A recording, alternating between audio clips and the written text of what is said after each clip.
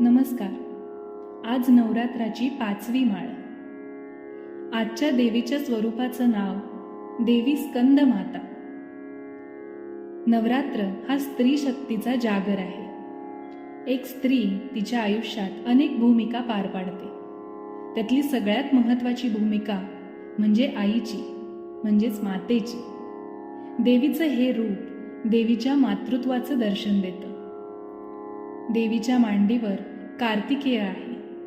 कार्तिकेयालाच स्कंद असं म्हणतात, म्हणून या देवीच्या रूपाला स्कंदमाता असं नाव आहे. देवी सिंहावर आरूढ आहे. या स्वरूपाचं वर्णन करणारं हे पुढचं स्तोत्र. ओम ह्रीं क्लीं स्वामिन्यै नमः. सिंहासनगता नित्यं पद्माश्रितकरद्वया.